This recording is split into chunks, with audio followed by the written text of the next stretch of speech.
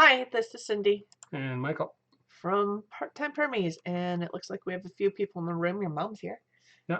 Um, an incense shop and Linda Taylor and maybe a couple others. Um, we've had another busy week. I don't know when we don't have busy weeks. It's gotten crazy around here. Trying to clear out the freezer so we can put chickens in it next week. Yeah, we do have a meat chicken butchery date scheduled for. Scrambling to get pork out and berries out and tomatoes out. I still don't know if I have enough room, but Hopefully soon. we're closer. Yep. So if we could just get a confirmation on the sound working, that would be great, and we'll get going here. Um, that was a fast response. I think it actually she came in on that before I even said it. Awesome. Thank you, Instant Shop. Anyway, we've had a number of things happening around here, and I have cat getting in the way. Excuse Helix. One thing is, I wanted to start with our meat chickens have been in their tractor, which I Wow. still have Oh, wait, to. Mom. I still have to put that video together. But they've been moving around the yard here and creating paths where they're just eating all the almost all the vegetation in those areas. Those will bounce back really quick and they will be nice and fertilized too. We're moving about twice a day right now. Yeah. And you put some forage down a week ago, was it? Some a little bit before that, and then some last Sunday. Okay. And it's sprouting quite rapidly. I think it's mostly Yeah. the radishes, but there's probably other things in there too. There's a lot of things starting to grow in the forage, kind of in the wake of their path a little bit and in some other areas. So, Yeah, it's Curie really the and whole yard. yeah, it is. Because we got it in right before. We knew there was some rain coming. It was cooling down just a little bit, but it stayed warm and humid. Mhm. And so we did catch perfect fall germination time for overseeding Yeah, and fall cover, and with all the rain we've had which recently, is pretty much just luck. yeah, I mean, we kind of look at the weather, but also based on time. yeah, Even sometimes when you think it's a good idea to put it in, you don't have any way to do it. yeah, that's true. Um, Curie and Tina just both joined us, so hello, hello. We have, so the meat chickens are growing really quick. They're, would you say, about as big as our full-grown I think chickens? yeah. Well, which they should be right now, Yeah, because they're a week out from butchering. so they're about 9 weeks old, I want to say right now, and we're butchering next weekend. So we'll know what their average weight is. But yeah, what do you think they're eating? Oh 4 or 5 pounds my of gosh. grain a day, plus I don't know what that Plus a lot of container forage, weighs. plus, Plus yeah, they're eating whatever scrap and whatever we can pull them over the top of, and whatever else we can find, weeds or kitchen yeah. scrap that we can dump. So yeah, they're eating everything. Yeah, Tina, we could use sending some rain to other Yeah, we got directions to quite a get bit it. of rain over the last two or Yeah. three weeks. I think we got about an inch and a half today. Yeah.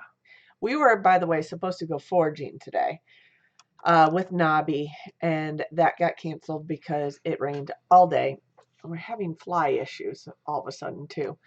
Uh, so if we are batting around flies, excuse us. Yeah, we got some big flies came in Yeah. last week. They're the big, slow ones that aren't very healthy. They're actually easy to whack. I think I killed about 10 or 15 on Friday. We got most of them, but Yep. they're kind of those late fall. Late fall.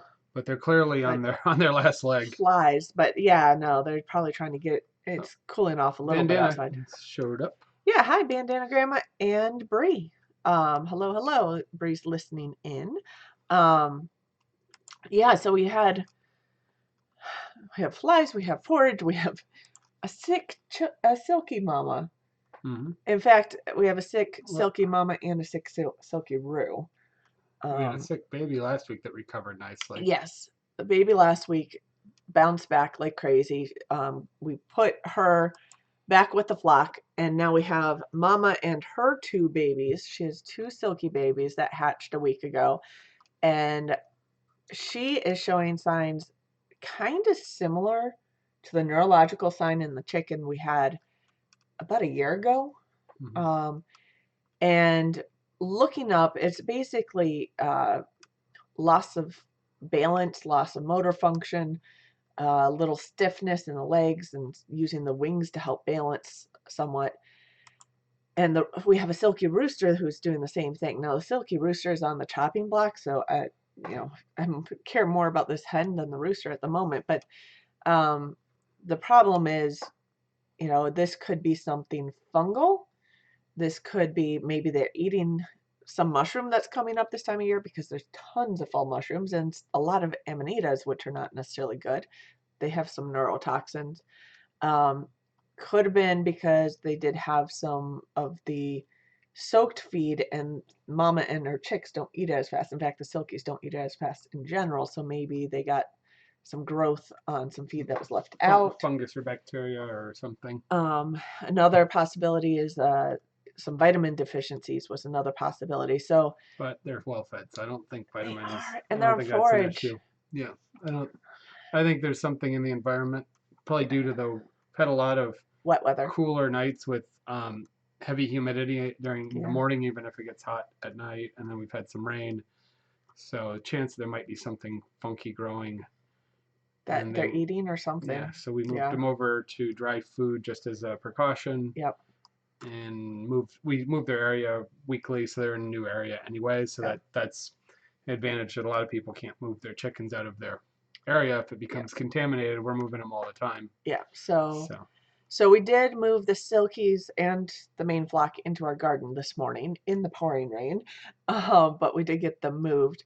Mom, we moved out of, I had her in the silky coop with her chicks, moved her out of the silky coop and put her in isolation, cleaned out this from the last chick, and gave her some food and some water. The water is slightly yellowish because it has a vitamin and electrolyte blend in there, just in case it is a vitamin deficiency. Her chicks are doing really well. They're huddling under her. There was one day where she was not going back into the coop. Like they had a slight isolated run for just her and the chicks off one end of the silky coop. Kind of rigged it up for her to be able to go in and out, but not lose chicks in Gus's pool. But she got stuck outside and she was soaking wet, and her chicks were dry and underneath her. So I went and took her and put her in this isolation in the barn. We have a radiant heater pointing towards the door of this little, it's actually like a cat crate, dog crate, um, that we put her in here. So hopefully she bounces back. We're also giving the silkies in general, we're giving some vitamin water to, just in case it's that. But last year we took the chick out, the one that had the neurological issues. We gave him a few days and we said he was getting worse. Yeah. Not better. But I don't want to take this silky mama out because she's got her two chicks that she's still trying to raise, even though she's having trouble moving around. So maybe with a smaller confined space, we can at least get them to an age where they can not need the heat, and hopefully she gets better so we don't have to worry about it, because we lost 3 silky hens last winter, so we are low on silkies. We might have to buy more silkies next spring if this doesn't work. Chickens get drunk on fermented? So yeah, they probably, but it doesn't have enough. It has a 1 to 2 day soak, so it's more of a souring. Yeah. It could be like a kombucha where you could get a percent Very or something, small. a very small amount of alcohol buildup. But it wouldn't. It's more like sourdough bread. Yeah, it would. Yeah. I don't think that's the issue. But yeah, there are definitely many animals that will get a hold of fermented fruit, especially when they're dropping off the trees and they've heavily fermented, like in the ice, when it gets cold out, and large and small animals, birds falling over from eating fermented, too many fermented mulberries and running into Bears things getting drunk off of fermented blueberries. Yeah, so but I don't think that's the issue. No. The ferment is pretty much lacto. Yeah. It's a yeast. It's a yeast lacto open ferment. So yeah, like a sourdough. So Tina had 2 chicks hatch on Friday. What kind of chicks did you have hatch? Chicks are always fun. I'm just worried about these chicks if mama keeps going downhill, but she seems to be a little more alert now that we've warmed her up and isolated her. She's just having trouble moving around, so. Well, she doesn't have to move much right now. No, she doesn't. She can stay basically where she's at and reach the food and water, so. she's good there. Um, but yeah, so more challenges with the chickens, but hopefully the vitamin water helps and the isolation helps, but we'll see what happens. Um, Silky Mom's still on the 5 other eggs at Tina's place. That's cool. Silkies do great at raising chicks. They definitely do. That's why I keep them around. So, hi Diana.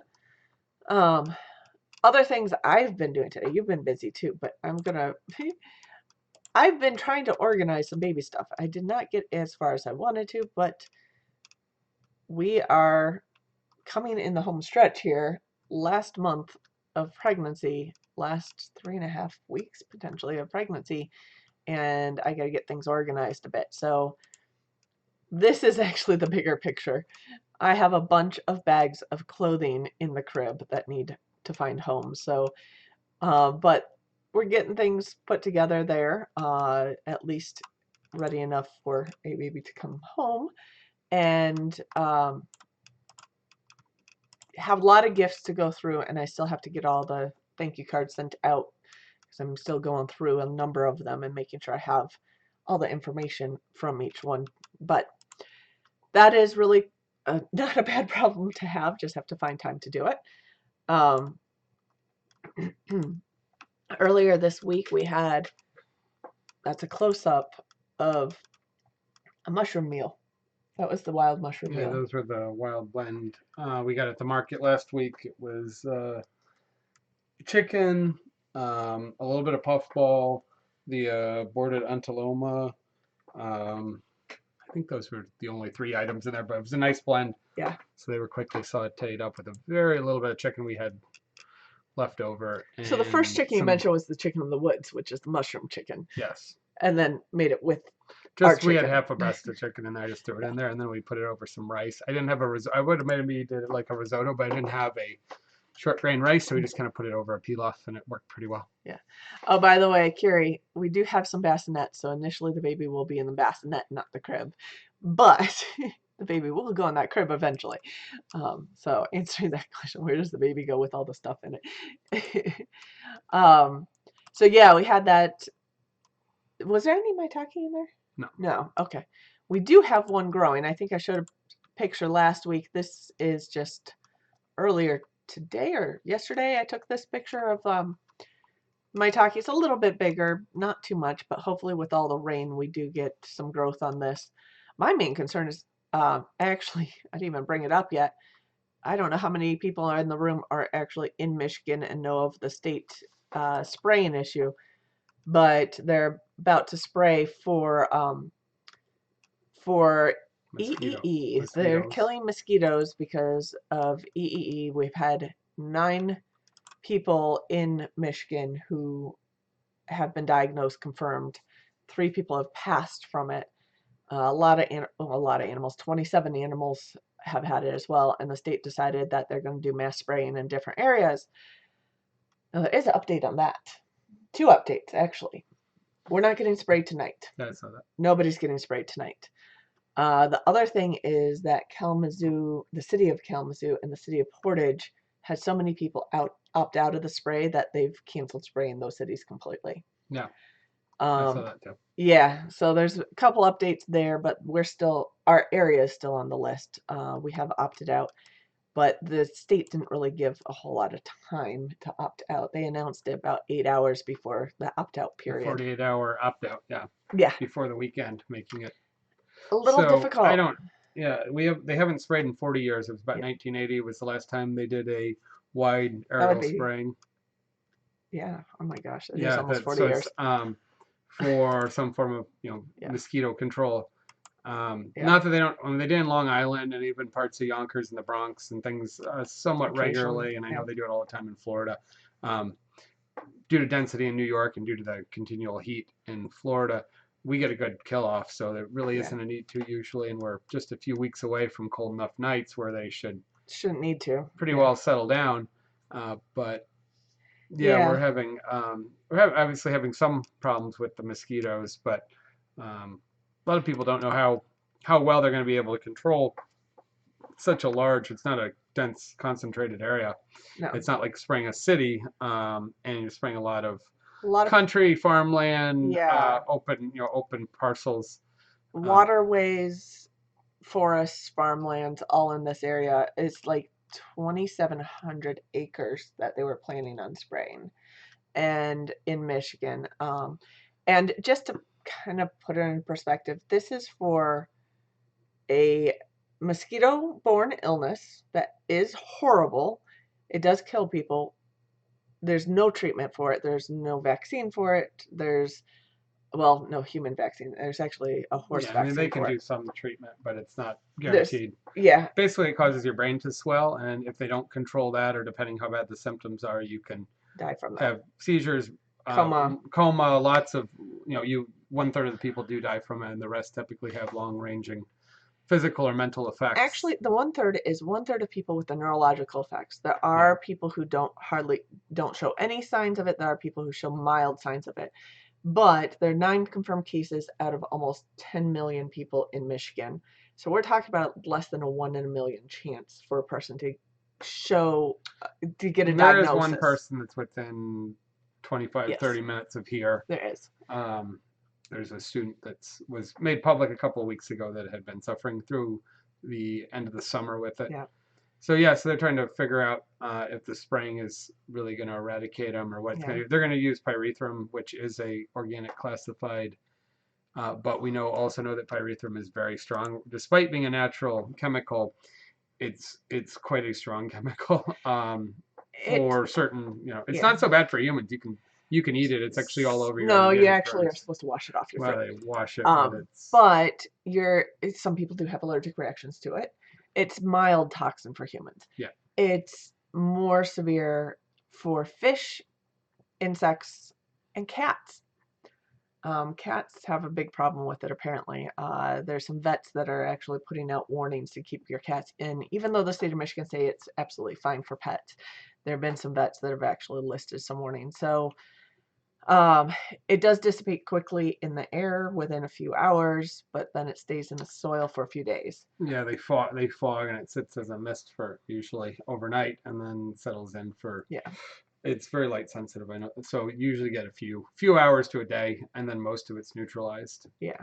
But the soil it can stay for a few days. The half-life is about 11 hours in the soil, so it does drop off fairly quickly.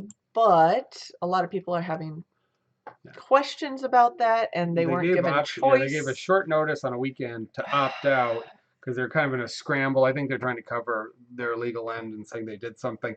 I don't know what the concentration, if they're really going to be able to put enough down that it's going to be particularly useful. Yeah. Let alone harmful. And then you can opt out, so they're supposed to be able to spray not within 1,000 feet of your property. Well, people are opting out all over the place, and they're going to aerial spray. So I'm how fast they're going to get a map, how fast they're actually going to get it to a pilot, and that the pilot's going to have any control over where they're spraying and where the mist floats. I think that's all a crack, and that wherever they spray, they spray. That's also the reason why they say you have to opt out with 48 hours in advance.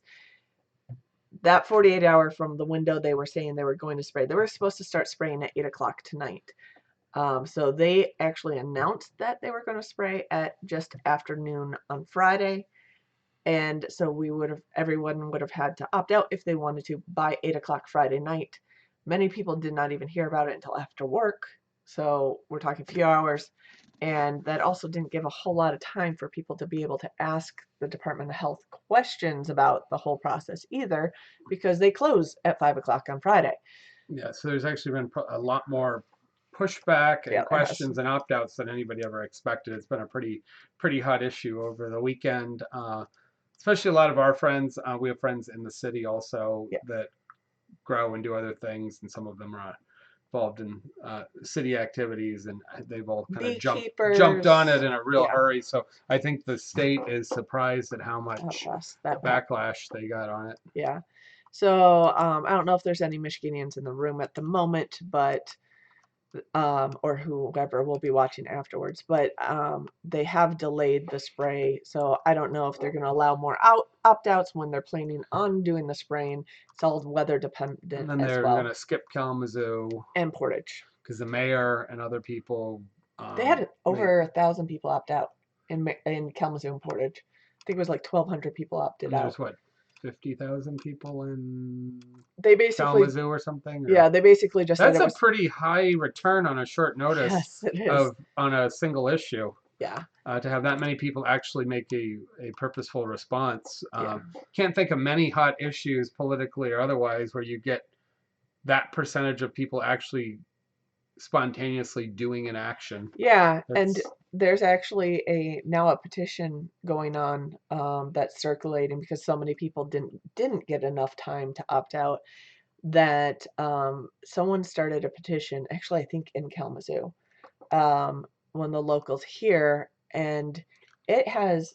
Last I checked, I want to say it has like it's over 2,500 signatures, and it's hmm. only been up for Well, like part of it. half the So day. Kalamazoo, a lot of the downtown areas, Winchell, Vine neighborhood, and things. Some of them are somewhat student and mixed, but they've Mhm. also there's people have been there their whole life, and there's sort of a gentrification. A lot of young families and a move.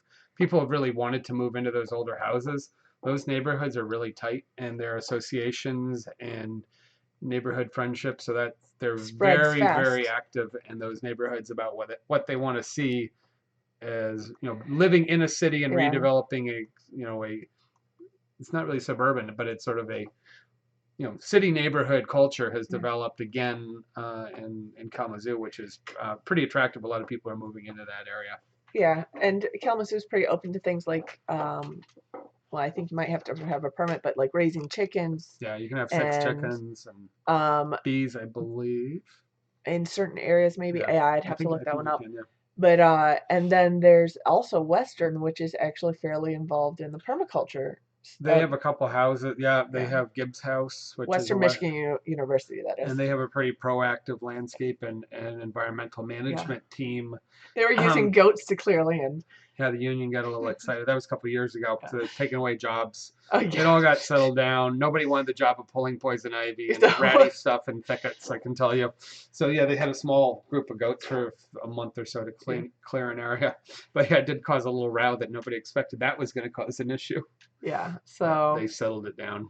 so there are a number of people who are actually fairly active in more sustainable and non-spray, even organic for that matter, unless you absolutely have to. And I think it was, I do think it was kind of a knee-jerk reaction by the government, I and think they they, were trying to prevent getting sued for doing nothing. yeah, So they decided to do something effective or non-effective. but they didn't even want They our, could put it on record that they did something. yeah, they didn't even want our opinion Yeah, but on it is the I don't know problem. if there was even an effectiveness ratio or research put against No, that information. It was just do something yes, before yeah, we get sued. So we'll see. Hopefully nobody else gets sick. And yeah.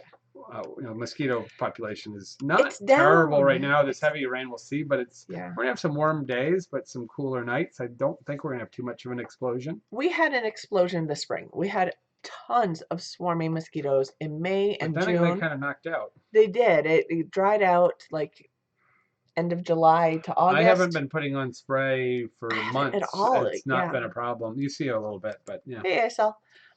Yeah, no, I haven't either. I do go out in my sweatshirt and long pants because I don't want to get bit, but I haven't sprayed myself. And last May and June, they were just swarming, like they were all over my ears. I'd be walking the dog Yeah, with my hood yeah, it up was and just terrible. trying to, and spraying my clothes with even some of the natural stuff, but just trying to avoid getting bit last May was horrible. But they're way down, and we're in the woods, Yeah, we're so usually pretty buggy. yeah.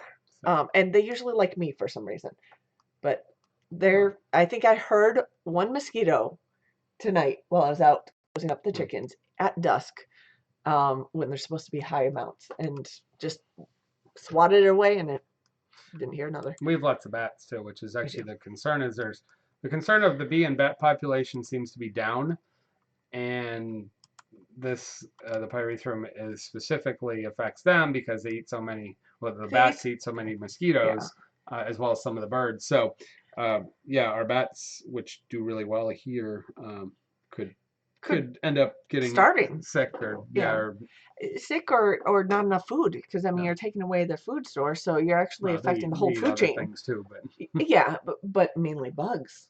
yeah. So and this doesn't just affect mosquitoes, it affects a lot of different bugs and spiders and all that sort of. So yeah, I'm really kind of I'm I don't think they thought it through. I think it was a knee-jerk reaction for a 1 in a million chance, basically, based on our state statistics at the moment. Um, and I think there's better ways of spending almost $2 million than mass spraying. They could put it back into the roads, which has been the fight that keeps going on about trying to get a road I budget. don't think So, the Department of Health and Human Services has to do with the road budget, well, they could donate it back. So, or they yeah, could put it towards research on on treatment yeah, of EE, which we need. So anyway, we're going on about that. Sorry about that. I have posted some things. A lot of the Michigan people are a little bit up in arms about all of that right now. At least they need to talk to their constituents instead of just forcing them into it, is my thought. But that's a whole nother matter. So anyway, if we go back to this Maitake, once we figure out what day they're spraying, I want to cover it because you can wash vegetables, but it's harder to wash mushrooms. yeah. We want it to grow a little bit bigger because it's still pretty small, but that's a whole nother topic. People are freaking out about if they should pick their cannabis in their yard, Oh which my is gosh, I they're saw not their that. open harvested cannabis is Yeah, nearing completion, and people are freaking out about trying to shelter or yeah, harvest their cannabis. and their gardens in Of general. course, people use People use pyrethrin on. pyrethrum on plants all the Yeah, time they to do. resist bugs, and because it washes off and it's organic, so Yeah, actually it would be something that would commonly be used to resist mites or flies on people growing cannabis yeah, anyway. So that's probably an overblown concern. You can let it sit for a few days and then people could probably go pick it. yeah, yeah. It does have We're a not pretty we're quick. not growing any, so No, that's not a concern for no, us. but we do still have vegetables in our garden. Those Yeah, I'm not as worried about because you can wash this off. yeah, Um, and there are some people who are trying to cover their gardens. Ours is way too big to do any yeah. of that. Well, we Um, just put the chickens in most of it, yeah, we so did. we So kind of decided to put it to rest for the season. yeah, so we'll pick some more things. There's I a think few peppers in there. a few peppers that we'll still be getting. We'll still be getting a whole lot of the ground cherries. Yeah, Those should be they'll go coming, quick. and they're not in the chicken area, so we're good there. And we Some have some herbs. beans and potatoes if we want to dig them up, or we could just let them grow again next year. We'll Yeah, see. we should dig some of them Yeah, up. we We need should. some of them. So we have some things we got to do, but um, so we did have, and I will put this up there. There was a question on mushrooms as well from Carrie on our webpage. Now she buys the grocery store button mushrooms, Hmm. and she likes to use them in her salads, but she can never get through a whole package before they start turning. So she was asking, what else can you do with those button mushrooms that you put in salads? Yeah, so button mushrooms are one of the few mushrooms, by the way, you can eat raw. Most mushrooms you don't eat raw All the wild ones you have to because cook. you can shave really thin on top of salads or slice Yeah. them or whatever, or you can cook them. The best things to do to use them up, if they're in good condition and they're still fairly white, and you just want to use up a portion of the package before they start Turning. going, you can pickle them. So you can do a sour or sweet and sour pickling with spices, and that's usually I make a hot brine and just dump it over the top, let it rest for 10 minutes, and then chill it. It's pretty flexible what type of brine you use, and that can be really nice. And then you can use them on top of your salads, and if it's done properly, they'll hold in brine for a number of weeks under refrigeration. Yeah. The other thing you can do is if they start losing their color and turning brown and softening, that's fine. They actually have more flavor. Probably not so good for fresh use or for stuffing and baking because they'll look bad. Even if they get a little bit slimy, just not completely disintegrating or getting a secondary mold on them, you can chop them up or puree them up. They're excellent for making mushroom stock, making soup where it's pureed, even sauteing them and putting them into gravies and sauces, Mm. or cooking them down into a duxelle or a pureed small chopped mushrooms and integrating them into things like meatloaf or burgers. Um, because as white mushrooms break down, they get a more mushroomy flavor. So any of those cooked preparations where you're not looking at a whole mushroom and looking at a nice presentation, you're actually going to get a tastier, better mushroom. So the old French chefs would actually wait for the old mushrooms before they made mushroom soup or before they made sauce.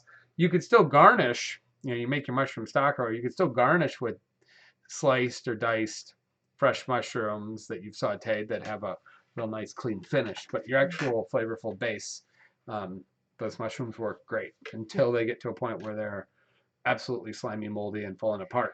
Then you toss them or feed them to the chickens. They can be frozen, but mushrooms don't rehydrate well, and they don't thaw well because break it down well. damages the cell structure Mhm. and it releases all kinds of water. They get really limp to some degree. You can squeeze a little bit of that water out. However, the water's kind of flavorful. You can also cook them from frozen. You can buy like frozen porcinis, European porcinis or ceps that are very expensive. They'll be cheaper frozen and more available than when they're fresh. And so there's things you can do, same situation, you can squeeze them out and do things, but they're far from as usable and perfect, and they would go into the same type of preparations: soup, sauces, gravies, purees, stuffings, things like that. You can dehydrate them too, but before they get too far gone, just having a little bit of browning and flecking, you could slice them up a little bit and dehydrate them. They'll dehydrate down almost nothing, and then you can hold them for a long time. They actually rehydrate pretty nicely. Um, so that dehydrating it's a little bit of a pain, but working with dehydrated mushrooms is actually a little more usable than I would say frozen. Yeah. Chicken marsala is perfect. Yeah. Especially if you use it as a base or a smaller portion of it, even quartered or sliced, it'll work. Freeze and use to make soup, yeah, or make soup and then freeze the soup. You could go either way with that. So yeah, there are uses, but you've cut a lot of your uses out. But yeah, don't worry when they're getting a little bit raggedy. And even if some are getting really slimy and bad, you can cut around. Now, where I commercially have 10-pound boxes, and a lot of places I'll have between 10 and 30, 40, 50 pounds of mushrooms on hand. Because we could be going through a lot, hors d'oeuvres or stuffed mushrooms, marsalas, sliced items, sauces, all kinds of things. So we keep a par stock available, not necessarily knowing that we use sort of a certain amount, but not always, keeping them on hand without always having a specific order for them, which can lead to wasting when things slow down or the menu changes. So you can, so I could end up with a lot of mushrooms that are, a whole box, 10-pound box that's looking pretty rough. And that's where we clean them up a little better. We go make mushroom soup, and I can save that loss of money, and actually soup is a pretty profitable item, so I can probably recover all my money if I put it into a soup. And dehydrated mushrooms should last quite a while too if you dehydrate Oh yeah, if them. they're properly dehydrated, they'll last a very long time if they're kept, they don't get too wet. Yeah, we still have some dehydrated maitake from last. Yeah, and they're more firm than a button cultivated mushroom. Yeah, that's true. But if you slice them thin or whatnot, yeah, I'd slice them thin. Yeah. You could eat raw dehydrated mushrooms. They're going to be nice and strong. You get a lot of amino acids and a lot of nice flavors. Also, when you dehydrate, you get different flavors developing as you take the water away. You can have different chemical reactions. And so, yeah, I would only eat the cultivated white mushrooms or cremini and white mushrooms as a raw or dehydrated raw, just because the wild ones typically are too tough, and most of them aren't so edible. Cooked. How long to dehydrate? Till they're dry. Depends on how thick you slice them. Yeah, it depends on how thick you slice them. It depends on your dehydrator. They'll dehydrate pretty fast. Yeah. Mushrooms respire very quickly, and you're probably looking at a portion of a day or so. Yeah. But when they're light and crispy and you can't bend them easily, they're good. They're dry. You could add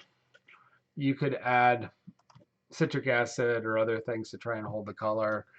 Dip them in citric acid or try and preserve them a little longer, but I don't think you really need to. Just slice them, even quarter-inch slices, but thinner slices are fine. If you do them too thin, they will dehydrate into nothing and they'll stick together. Or they'll stick to the trays and you won't be able to get them up. Yeah. But somewhere between a 16th and a quarter inch probably give you something nice, or just some rough chop. Yeah.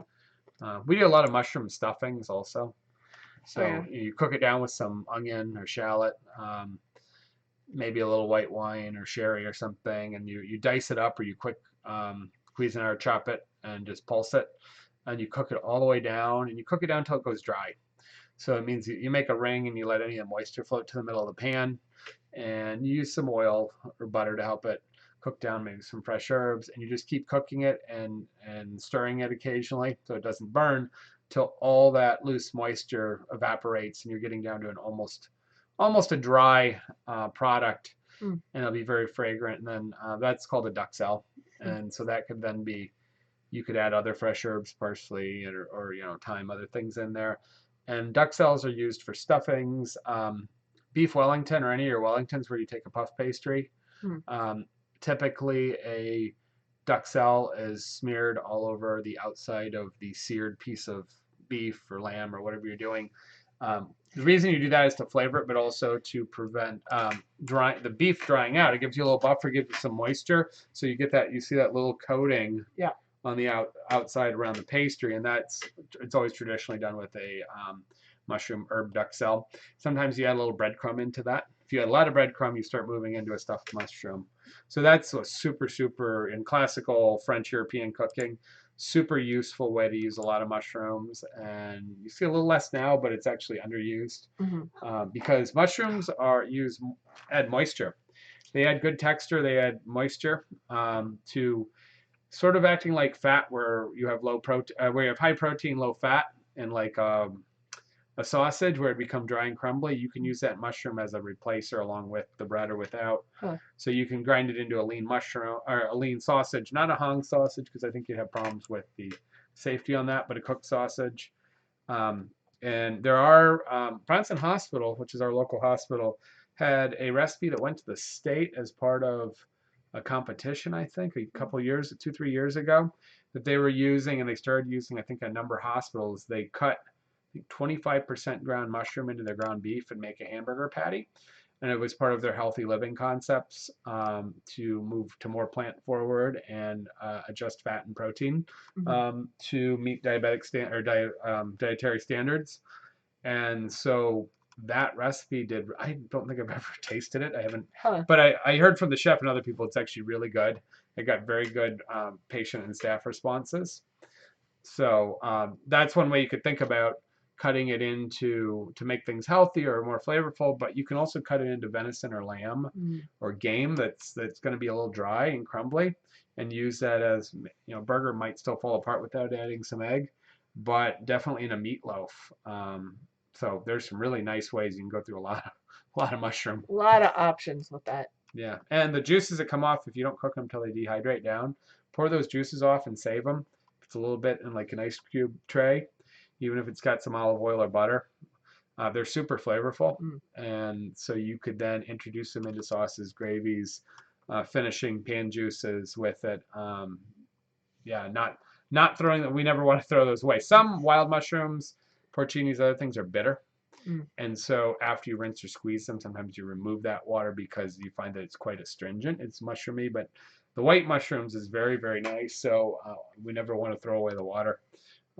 If you're cooking at too low of a temperature, they start steaming, they'll give off a tremendous amount of water. You'll see cooks pouring it off, trying to, because they've usually overcrowded the pan and didn't heat it up enough. But if that does start happening and you pour it off, don't pour it down the drain. Pour it into a container and use it for something. It's really, really useful. Save it. Yep. And Carrie asked that question through Facebook earlier, so I figured we'd stop and answer that here. But if anybody else has questions for Mike for tonight, we'll go through them. Cooking questions, that is. But you've been busy with other projects, and this is a picture of what you've been doing all day. 3 minutes before the show started, my last batch of jam beeped from going through water bath canning. Yeah. I did about, so I had cherries that are actually 2 seasons ago. So they're approaching a year and a half old. I bought them, I thought I had a week gap to make cherry jam, and something happened last year and filled Didn't that have gap. any. And then Yeah. it was, it's early spring, and then there's no looking back because we're in the middle of markets or double markets, and there's just no way to get anything done. So whatever the case was, I didn't get through this jam project, and it's been sitting in the freezer in a big bag. Little freezer burn, but not bad. So after it sat for like a week and a half in the refrigerator, I'm like, well, I better freeze this stuff before it ferments, and I start making really bad cherry wine Oh no. and waste 20 pounds. It was from the local farm and was bought in bulk, but as you know, fruit is not cheap. Yeah. So I definitely didn't want to lose it. So it sat there for a year and a half in our deep freeze. It overall did fine, and so yielded about 55 pounds of jam. So that just finished. And then I also cleared out both freezers of all of our miscellaneous berries from most of 2 seasons. Now, we didn't have really good berry seasons the last 2 years. They've been sort of mixed. Yeah. And so our yield was low, but Lower. what was remaining, little Ziploc bags and quart containers. What types of berries are in there? Bunch of wild strawberries, wild blackberries, dewberries. There's a few autumn olives from last fall.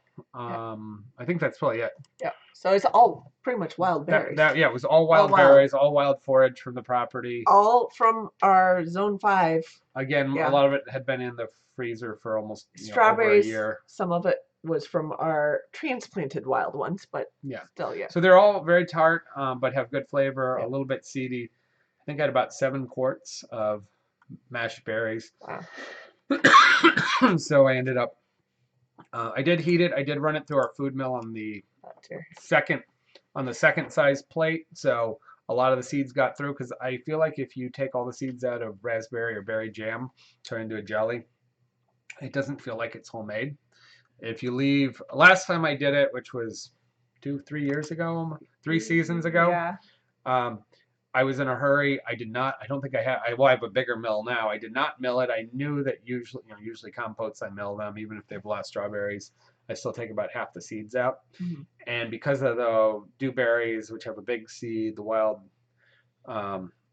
berries and stuff are very seedy. Yeah. Or if you get a few hard ones. And the autumn olives are very seedy. Well, we've never had autumn olives in, but autumn olive has a big seed in it. Yeah. So I was a little disappointed with the last batch. The flavor was really good, but it was just a little. It was definitely on the seedy side. So this time I ran it through my medium plate. I debated running half of it through my fine plate, but I opted not to. I did get a pretty good pack of seeds. I think all the autumn olive seeds, and then I got a nice amount of other seeds. So I cut the seed mass down quite a bit, but did leave the vast majority in there. And then the wild strawberry seeds are super small, so they're just in there. They don't cause any issue. So that yielded about 25 pounds. Okay.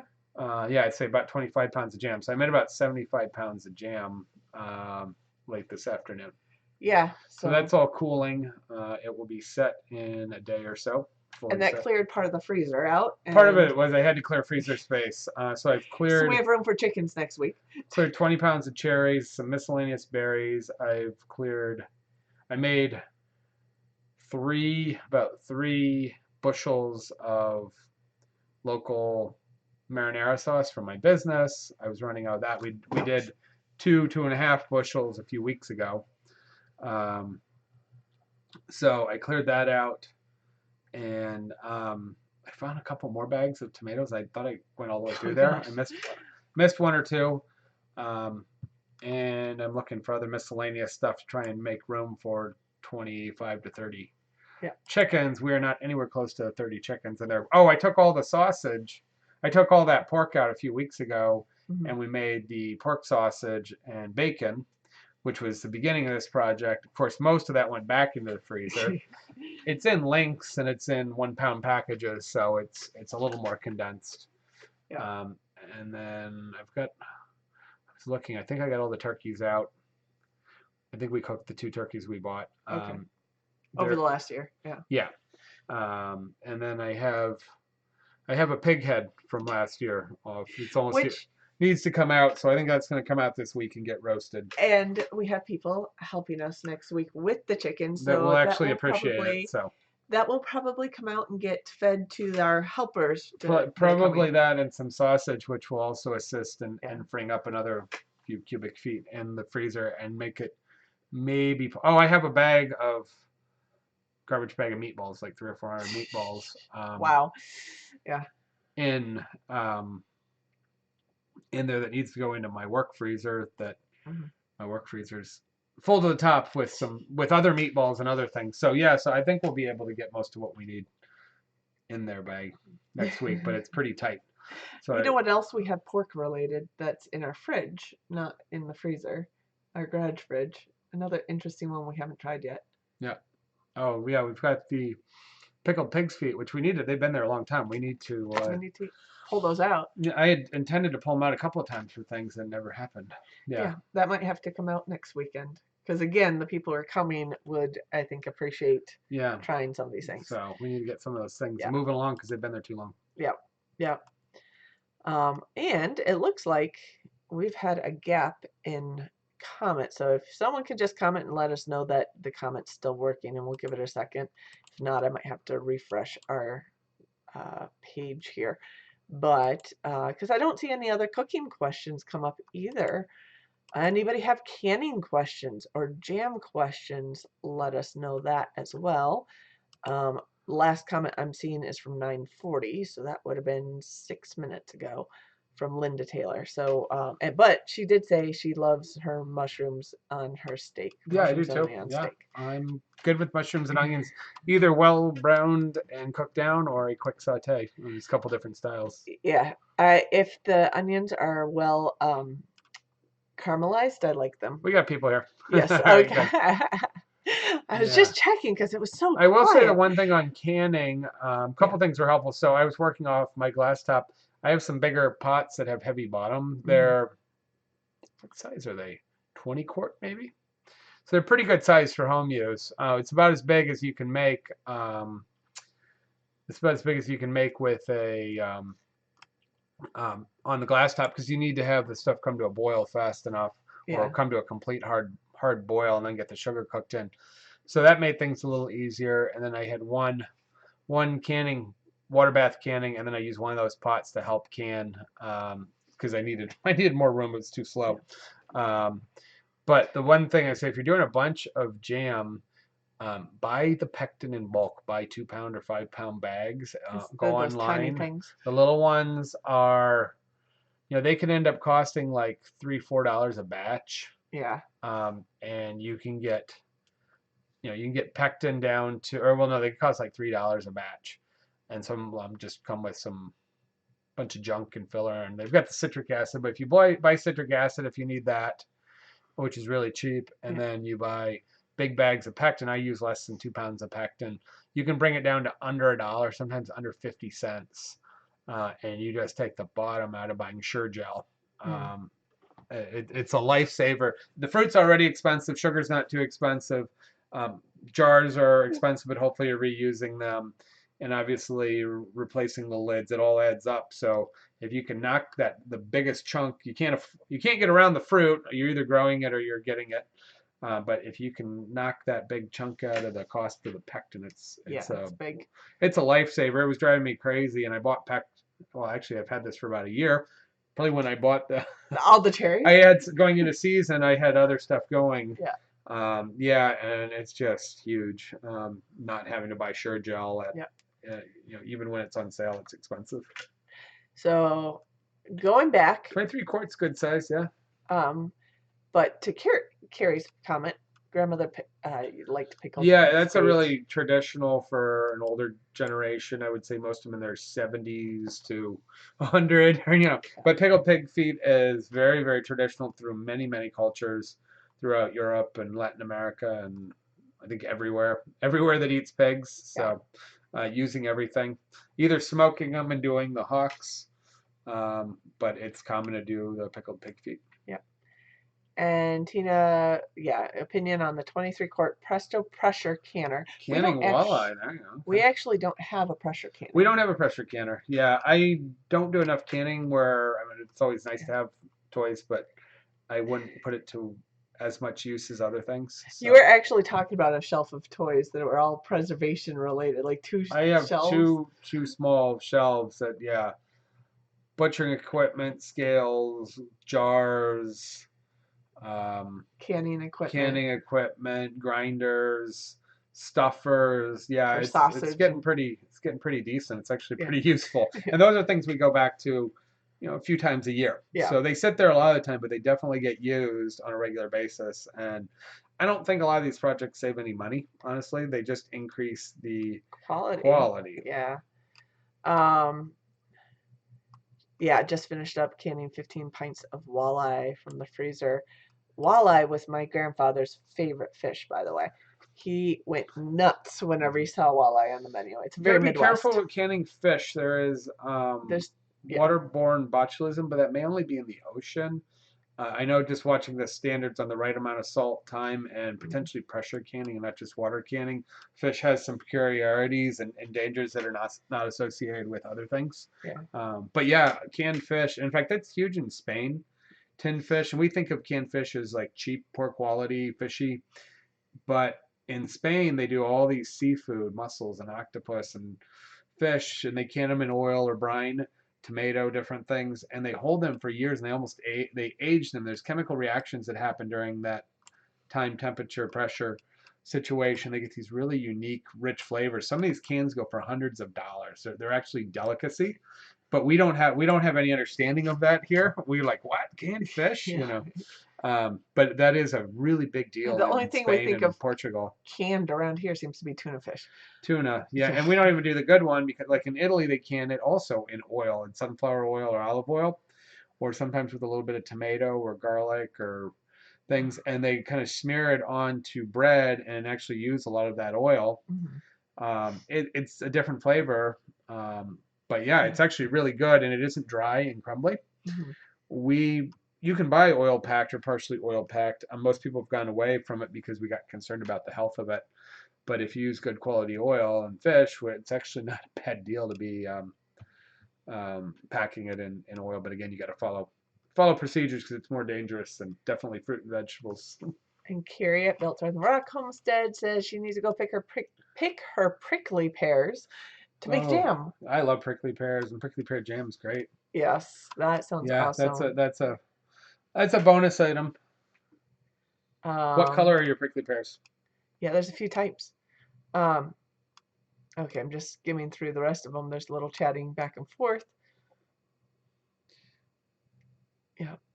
Yeah, that's the problem. That's why I started doing some in one of my heavy bottom pots. Is I couldn't double stack my smaller 8 ounce jars. I can Mhm. double stack, but our larger, what are they, 16, 20 ounce jars? I guess they're. I can't. I can barely cover it with a small jar and a medium sized jar, but I can't do two medium sized jars. And so I was looking at how slow it was going, and so I grabbed one of my heavy bottom pots.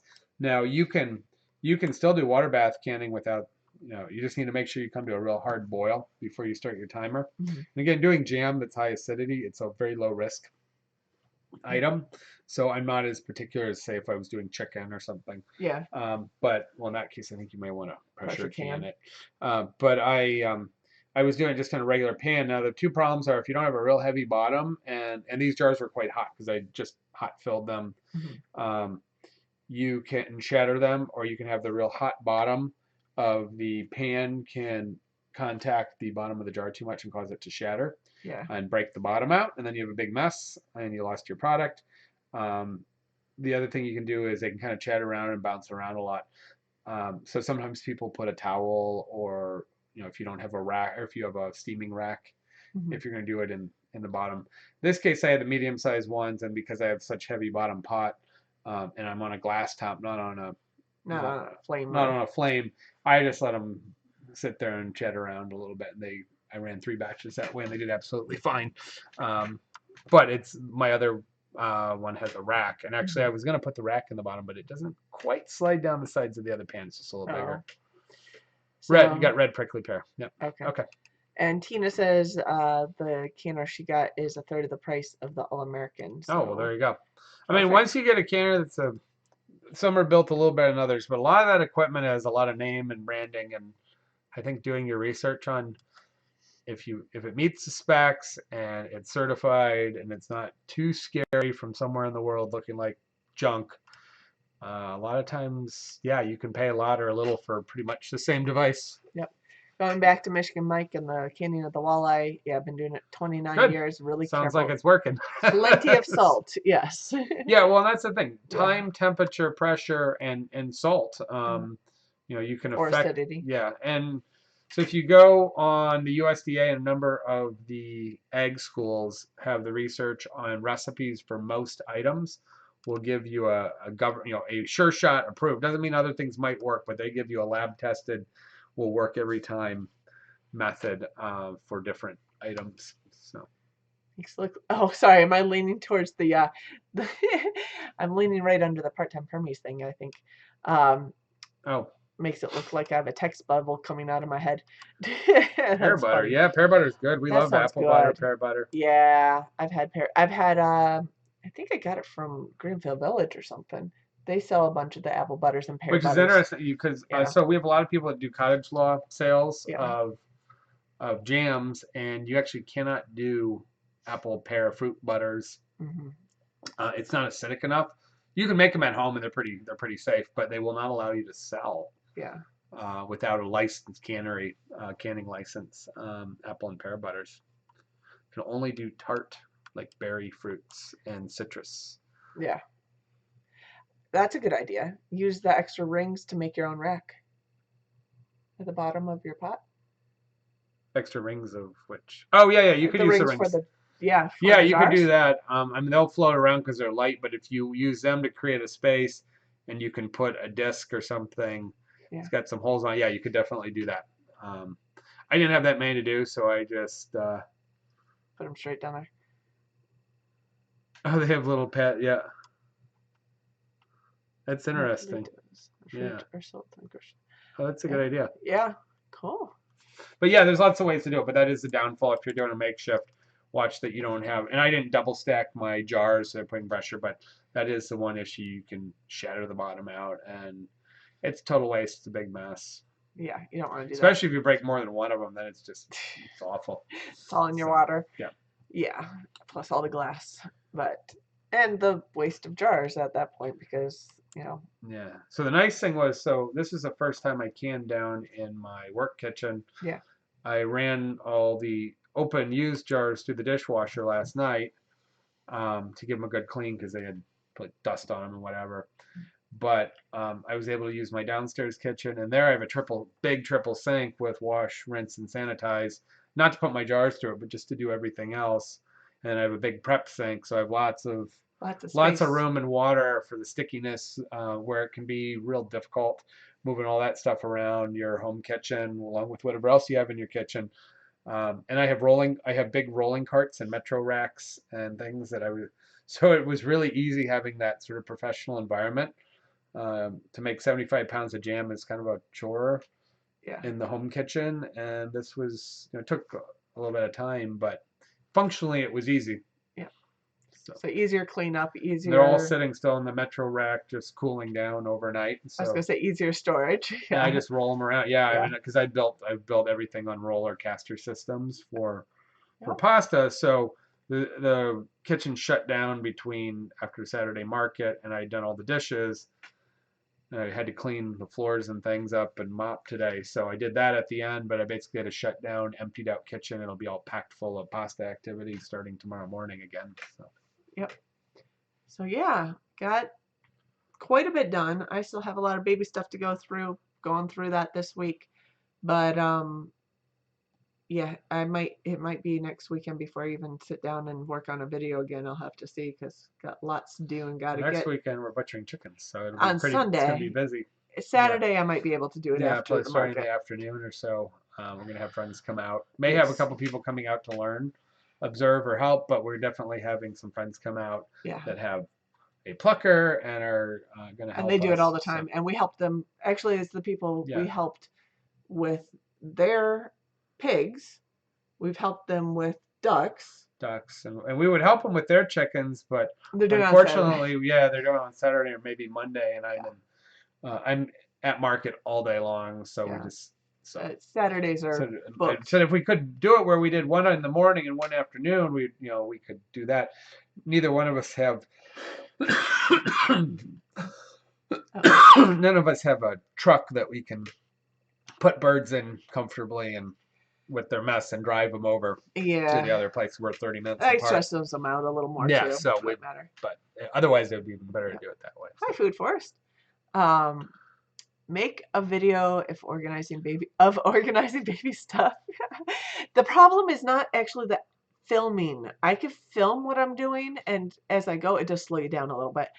But the editing takes, it takes 3 to 4 hours to edit one video, especially the more complicated ones. So I do have all the footage and things uploaded to my editing software for making the meat chicken tractor that we made. There are a couple modifications we want to do to it, but it's been working fine. Minor modifications that we'll do for next Yeah, year, it needs to but be strengthened up a little bit. just slightly. But it's actually doing quite well in Yeah. general. So It's just over time they'll be it'll wear. So. yeah, so there's a couple little things. Mostly keeping it squared up. Yeah, and it actually stays squared vertically without a problem. It's just when you make turns, it comes off square um, horizontally a little bit. So putting a few braces in the corners is not going to add a huge amount of weight, and it's easy to do. So that's one thing. The other thing we're thinking about doing is adding a third bar to our handlebar that comes across that we pull it with. Because it's 8 feet wide. It's a split 2x4, so Yeah, it's effectively a 1.5 by 1.5 or whatever. yeah, It's not a dowel or like 2 by 2. anything. Yeah, so it gets a lot of flex. And again, it's either going to stiffen up with age and get firmer, or it's going to become more brittle. It just has a lot of give, and I feel like we're going to get caught on a stump and we're going to rip it in half if we don't put a little more. Yeah, and it bows, so it might bow over time and hold its bow, and it just gives a little too much. So I think not a big deal. Not no edit, just publish raw Yeah, you can footage do in it the like baby room. those The baby room, I could do that. you could do them like the stupid Asian um, videos of where kids watch kids opening Oh yeah, presents or gosh, playing with stuff, and it just goes on, and it's yeah, so weird. yeah, I I know don't that get it that. hits dopamine receptors. It's actually kind of rough on the kids, but it's great. Yeah, you could do Gets addicted. live video of organizing and cleaning, which means people watching it are getting absolutely nothing useful done. Lovely. No, but maybe I'll give a little tour of our nursery nook because that's what it is. It's off our master bedroom. It's Little, just a little alcove, was it about 8x8 or something? something like that. It Seven by fits. seven. It's an entry It's point.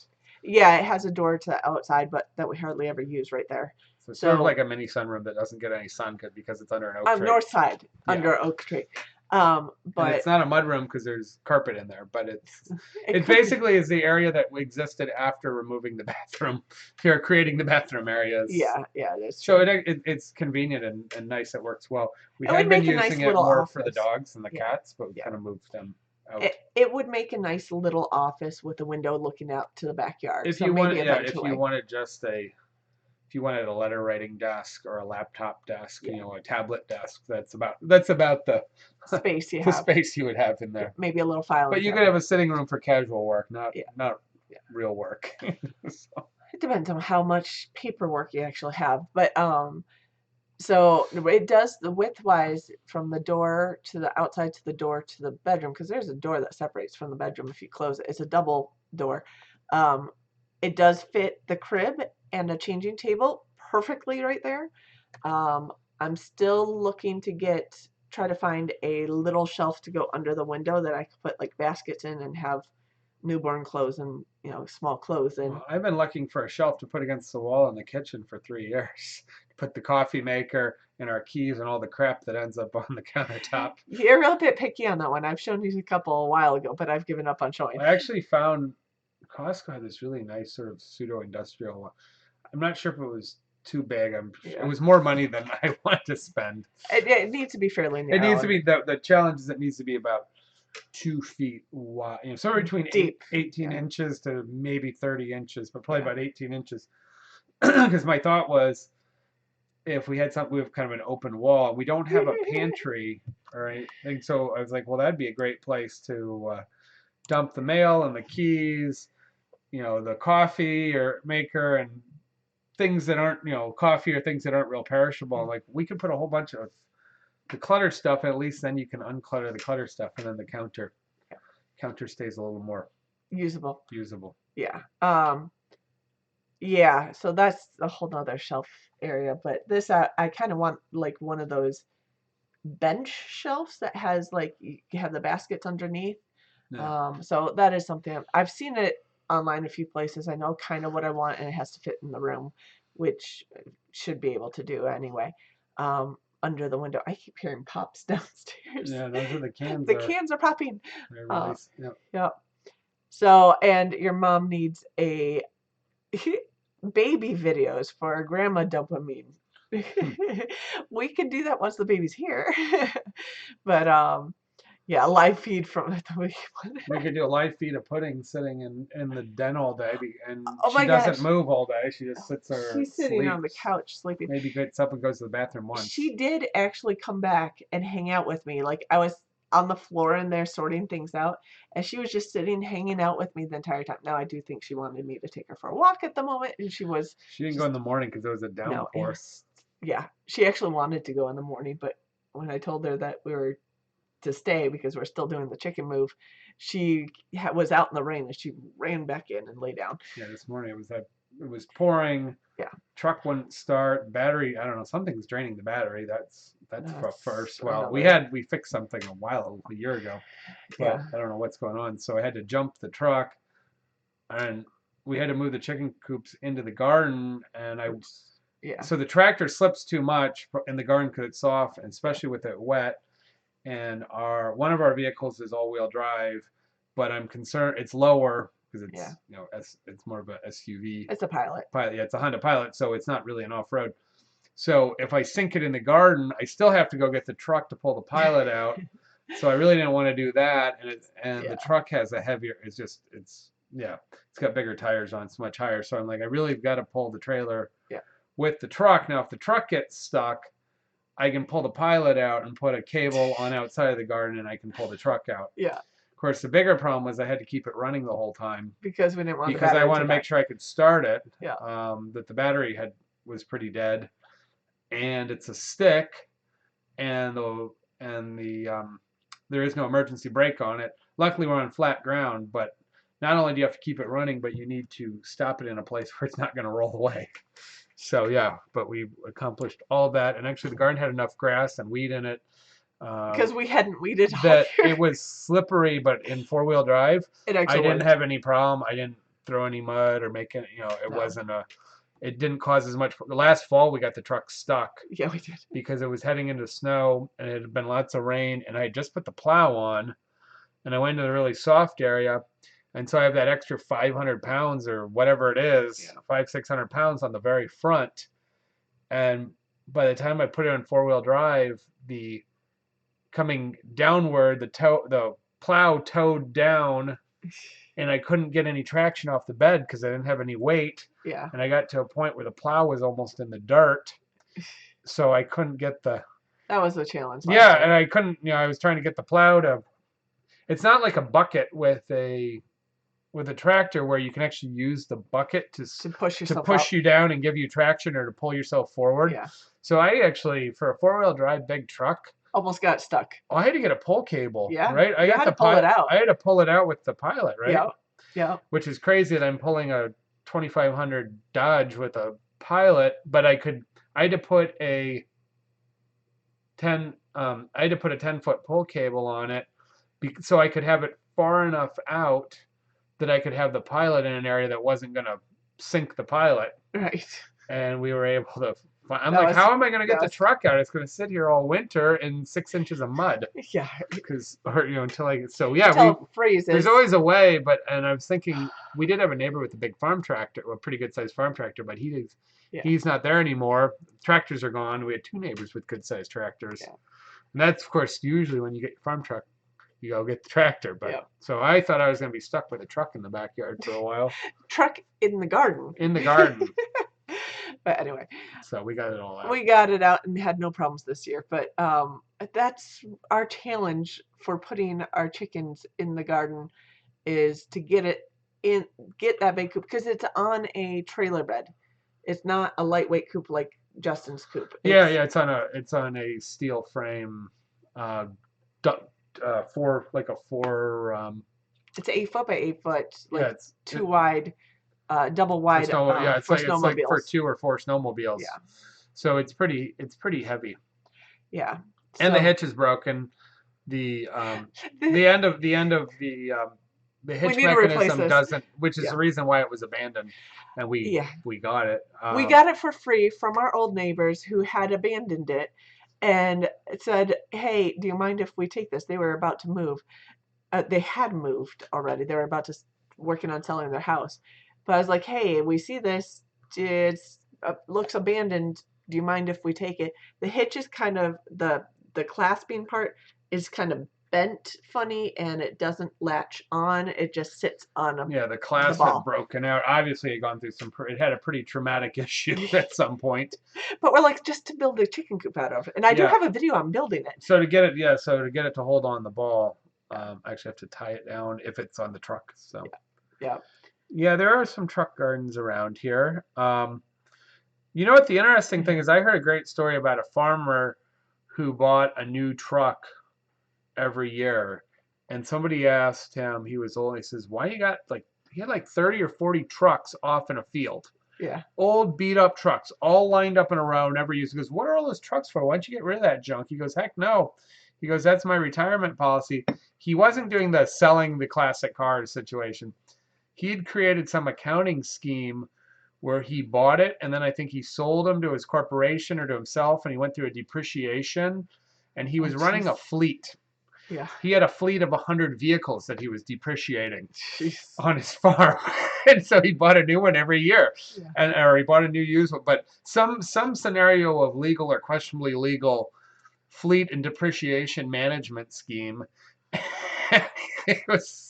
It sounded pretty interesting. Yeah. Okay. So I don't know. Maybe my mom can figure out that one.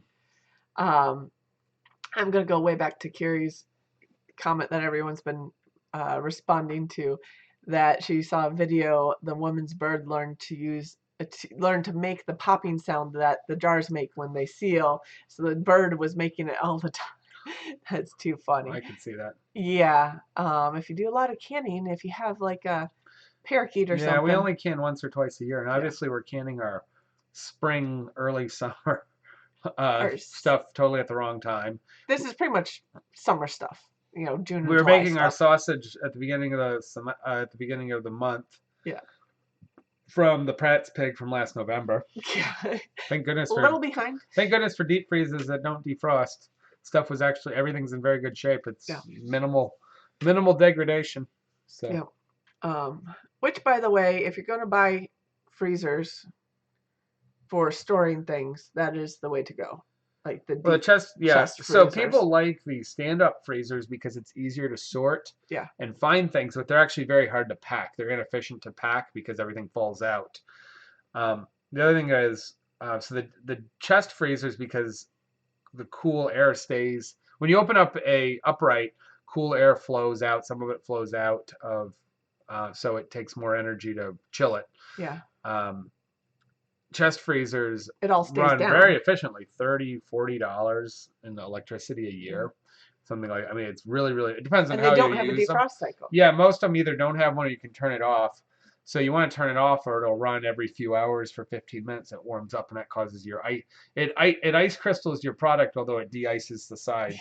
It's much better to knock the ice off your deep freeze once or twice a year.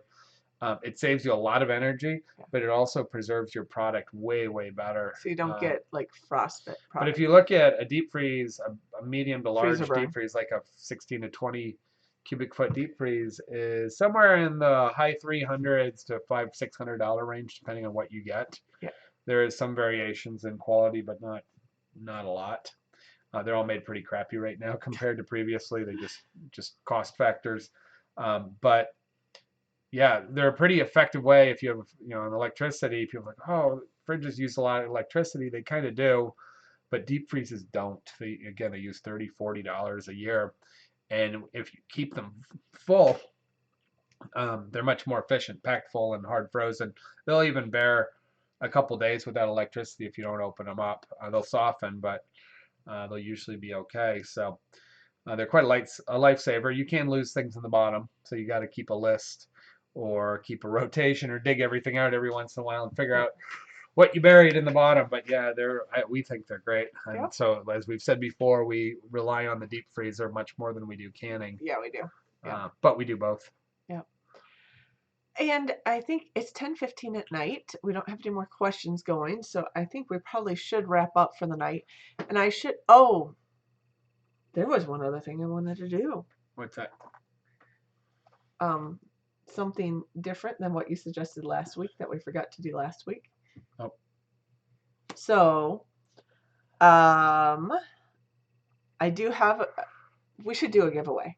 Okay. It's the end of the month.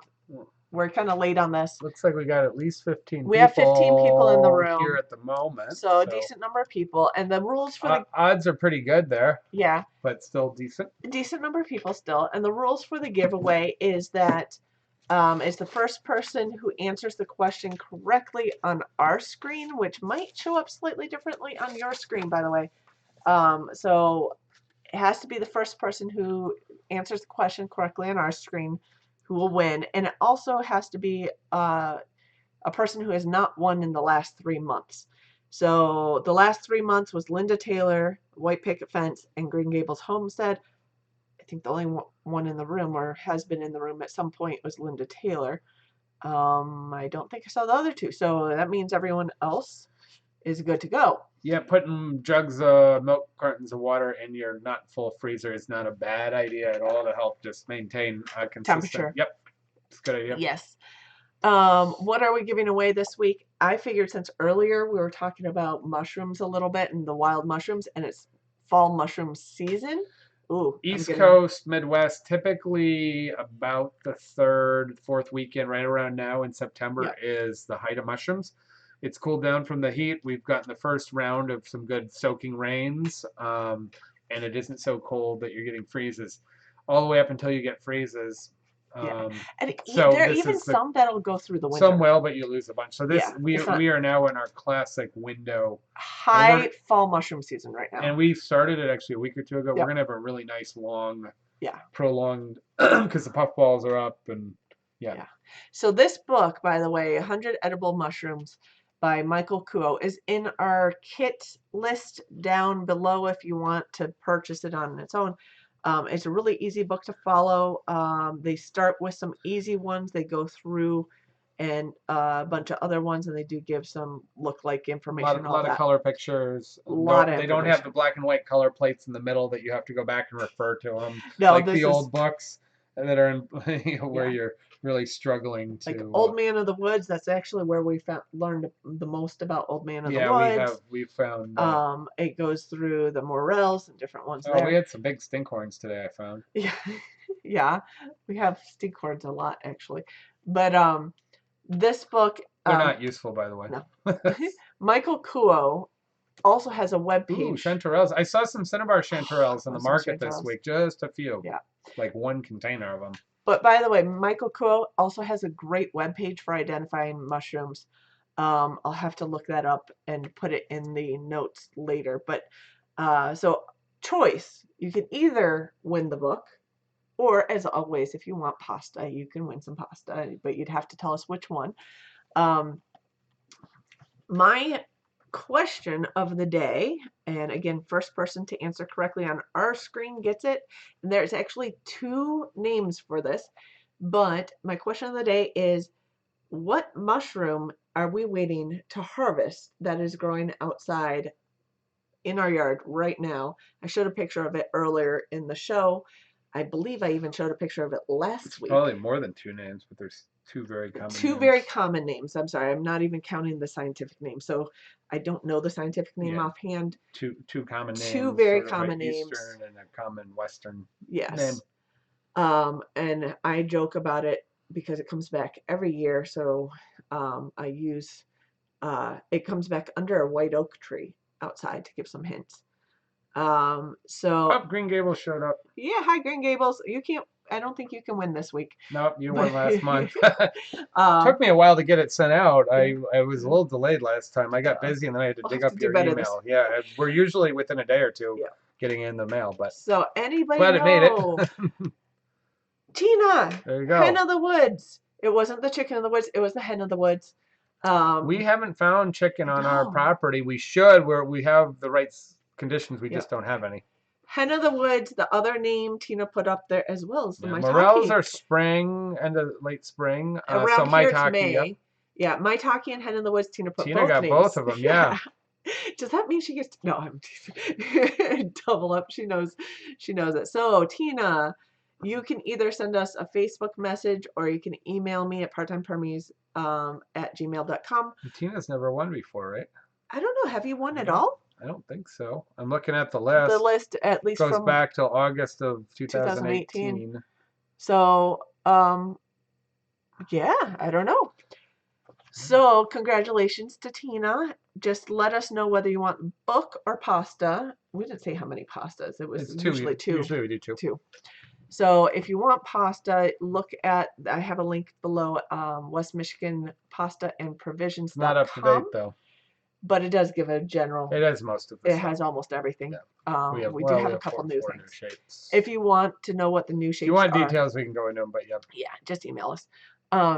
But let us know which you want, the book or 2 bags of pasta, and we'll get that sent to you. Also, tell us where to send it. So everything is named hen, female, lobster. I know, right? Yeah. She's gonna do the book. The book, awesome. All right. Great. Because you have, I know North Carolina is bursting with hen of the woods, and yeah, and actually you get your cool down a little later, so your prime mushrooms could happen now, but you could also be delayed a good month, 6 weeks, depending on conditions. If you're in the mountain ranges, and you're in the mountain area, you probably have wonderful. Similar, we have some things a little different, but you should have really good mushrooming. I actually have, I'm following someone on Instagram who is a mushroom forager in the mountain areas of North Carolina, who has been posting hen of the woods left and right. They're across the whole, they're going to be there for so sure. So they're I don't know how far, if they go all the way down to Florida or not, but they are. I don't know. But they're Florida's definitely got some different things. Yeah, they're definitely going to be. But yeah, so we'll get that to you. Just email me, tell me where to send it, and or send that private through, message me. Amazon or otherwise. Yeah, it'll go through Amazon probably. Or private message me on Facebook. That's the other way to get to me. But just go ahead and email that. Have you ordered our pasta before? Didn't she get pasta? She probably did. Yeah, I just can't ever remember who ordered what. But it wasn't a win. I have to write down that you won. But anyway, so that is our way to end the night. Congratulations, Tina. We got to wrap up because I do have to work tomorrow. I got to work tomorrow too. Yes. I have 10 different kinds of my yard. They're going nuts right now. Yeah, ignore most of the ones in the grass. There's few of them, but most of them aren't useful or hard to identify. Mane. Look up shaggy mane. But when chanterelles can kind of show up anywhere, and they're pretty. Yeah. But yeah, a lot of the other ones are growing off of oaks, beech, maple. Yeah. Different hardwoods, poplar. Yeah. Elm. Elm is a huge. Elm and oak are probably. Elm's probably more so than even oak for oysters and all kinds of stuff. Yeah. But we will definitely see you guys next week, 9 p.m. Eastern Standard Time, same place. And thank you for linking that, Suburban Hillbilly. That's the pasta page. Pumpkin pasta is back in stock seasonally. So that is another option. And we will see you guys next week. I hope everyone has a very good week. Take care. Yeah, Tina, I was going to say, Tina was,